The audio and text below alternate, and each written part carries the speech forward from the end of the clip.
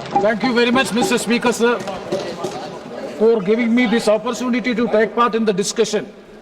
Sir, I rise to oppose the Waqf Amendment Bill 2025 as it is totally anti-constitutional, anti-federal and anti-secular. Sir, Article 25 to 28 of the Constitution, in particular Article 26 and Article 13(2) of the Constitution is very clear that this bill violates the fundamental rights of freedom of religion. That is being violated. That is why I'm saying that this law will not sustain in a judicial scrutiny. If it goes to the judicial scrutiny, definitely it is violating Article 13(2) of the Constitution, so it will not survive in law. Sir, the Honorable Home Minister today in his intervention has made an illogical distinction between Waqf and the Waqf Board. I would like to know from the Honorable Home Minister Amit Shah ji, Waqf means it is a dedication on the part of a believer to the God, to Allah. It is a dedication, it is a gift. And what is Waqf Board? Waqf Board means to administer that deed or administer the gift or the dedication. What is the distinction between the Waqf and the Waqf Board?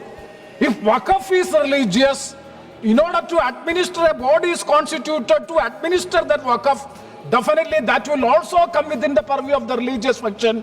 So the distinction between the religious function and the administrative function by the Honorable Home Minister is not logical, is not sustainable in law. Absolutely, this is a religious function. That is why I am saying that it is violation of the fundamental rights of the Constitution, that is freedom of religion under Article 25 to 28. And coming to the Central Waqf Council, Honorable Speaker, sir, it may kindly see in the existing law, after the 22 members, 21 members belongs to the Muslim community except the union minister who may be a non-Muslim.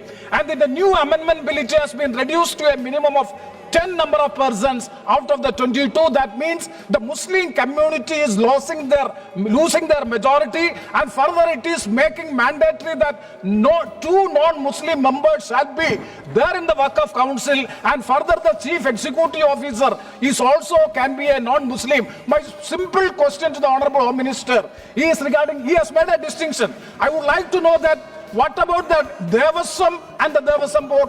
Sir, there is Tirumala Tirupati Devasam is there and the Devasam Board is there. Whether the Devasam Board will come within the purview of the religious function or only the Devasam will come within the purview of the... Because as far as the Waqf is concerned, the Waqf is administering the mosque also. Suppose there is a dispute comes, definitely refer to the tribunal, the Waqf to the Waqf Board. The Waqf Board is administering the entire activities of the mosque also. That means if the Devasam and the Devasam Board both are religious functions, definitely the Waqf and the Waqf Board are also religious function, and inclusion of non-Muslims into this Waqf Board is ultimate, it is an insult to that community. Whether the government will allow to a non-Hindu to be in the Guruvayur Devasam Board, in the Cochin Devasam Board or in the Tirumala Tirupati Devasam Board, definitely it will be an insult, and it will be insult on the aspirations and the emotions of the people belonging to that community. If that be the case,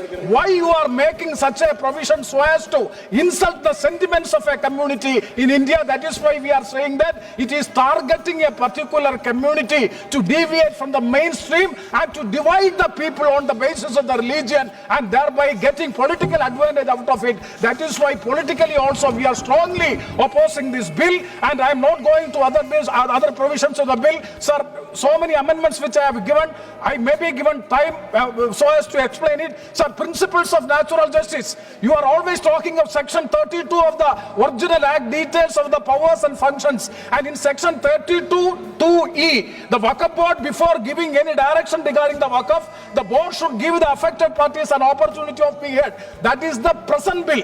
But unfortunately, in the amendment bill which is being reported by the Joint Parliamentary Committee, the opportunity of being heard is taken away. That is being omitted. That means it is in there, it is directly affecting the natural principles of natural justice. And coming to clause 18, the Waqf Board is totally, sir, I'm concluding, totally disemboweled. And also the rule making power with the central government, state has no provision. That is why it is against the federal principles. And finally, sir, regarding the Munam, Sir, one point I will conclude regarding the Munam in the state of Kerala. I am very happy to hear from both ministers that they are very much concerned about the Munam issue. Sir, we are all supporting the issue of the Munam, in particularly the tenants, more than 600 people they are residing. And I would like to seek a clarification from the Honourable Minister in his response. That is 2A. 2A, that is newly amended provision in the bill. Whether it will help the Munam people, definitely we will welcome it, no doubt about it. Okay. That is why I would like to say such a clarification is there. We are not for any religion. We should, all religions should be in a harmonious way, friendly way, so as to maintain the secular fabric and the progress of the country, for which this bill is not good for the country. That is why we are strongly opposing the bill with these observations. Thank you very much, sir. Wow.